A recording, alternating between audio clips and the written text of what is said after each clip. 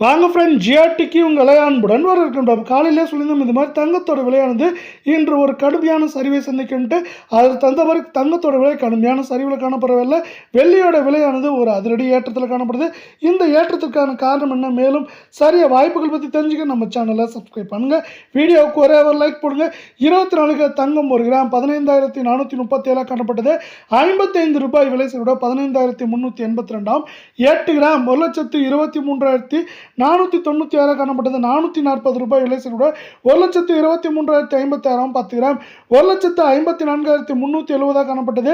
நம்மளுக்கு 550 ரூபாய் விலை செய்ய 1,53,820 விலை. 100 கிராம் 15,43,700 காணப்பட்டது.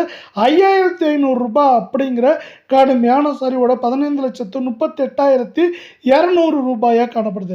சவரன் விலையை பொறுத்தவரை மேற்கொண்டு ஏற்றம் அப்படின்னு பார்த்தீங்கன்னா 1,25,000 26,000 சரிவன் பார்க்குறப்போ 1,18,000 19,000 அப்படிங்கிற ரேஞ்சில் சரியாக வாய்ப்புகள் இருக்கவில்லை. 22 தங்கத்தோட விலையானது 1 கிராம் 14,150 காணப்பட்டது. 50 விலை சரிவுடன் 14,100. சவரன் 1,13,200 காணப்பட்டது. 400 விலை சரிவுடன் 1,13,000 சரிஞ்சு 1,12,800 காணப்படுது. இதே போல தங்கத்தோட விலை தொடர்ந்தும் கடுமையாகவும் சரின்னு ஆசைப்பட்டீங்கன்னா நம்ம வீடியோவுக்கு ஒரே ஒரு லைக் போடுங்க. 10 கிராமோட விலை 1,41,500 காணப்படுது. நம்மளுக்கு என்ன இருக்குன்னா 500 ரூபாய் விலை சரிவோட 1,41,000. 100 கிராம் 14,15,000 காணப்பட்டது. 5,000 அப்படிங்கிற விலை சரிவோட 14,10,000 ரூபாய் அப்படிங்கிற விலை சரிவில் காணப்படுது.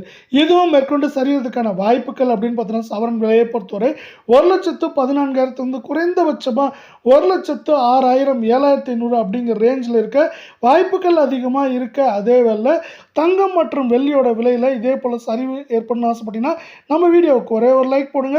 18 தங்கத்தோட விலை 1 கிராம் 11,810 காணப்பட்டது. 40 விலை சரிவோட 11,770. 8 கிராம் 94,480 காணப்பட்டது. 320 விலை சரிவோட 94,160 இருக்குது. 10 கிராம் 1,18,100 காணப்பட்டது. 400 விலை சரிவுடன் 1,17,700 ரூபாயாக காணப்படுது. 100 கிராம் நம்மளுக்கு 11,81,000 காணப்பட்டது. 4,000 விலை சரிவோட 11,77,000 காணப்படவில்லை. சவரன் விலையில் மேற்கொண்டு ஏற்றம் அப்படின்னு பார்த்தீங்கன்னா 96,000 97,000 சரிவுன்னு பார்க்குறப்போ 89,000 90,000 அப்படிங்கிற ரேஞ்சில் இருக்க வாய்ப்புகள் அதிகமாக இருக்குது. இந்த கடுமையான சரிவுக்கு இந்திய பங்குச்சந்தை நிலை இல்லாமல் காணப்படுறது முக்கியமான காரணமாக பார்க்கப்படுது. இன்று கூட நம்மளுக்கு 1000 புள்ளிகளுக்கு மேலே இந்திய பங்குச்சந்தையானது சரிவில் காணப்படுது. இது மட்டும் இல்லாமல் இன்னொரு புறம் அமெரிக்க பங்குச்சந்தையும் 49,000 புள்ளிகளுக்கு மேலே காணப்பட்டாலும் அதுவும் சரிவு பாதையில் நீடிக்குது. இதுவும் பார்த்தீங்கன்னா இன்னொரு முக்கியமான காரணமாக பார்க்கப்படுறதில்லை. இது ரெண்டுமே தொடர்ச்சியாக ஏற்றம் சரிவுன்னு காணப்படுறது. தங்கம் மற்றும் வெள்ளியோட விலை நிலை இல்லாமல் ஏற்றம் சரிவாக காணப்படுறதுக்கான முக்கியமான காரணமாக அதுவும் பார்க்கப்படுது. இந்த வாரத்தில் மேற்கொண்டு தொடர்ச்சியாகும்.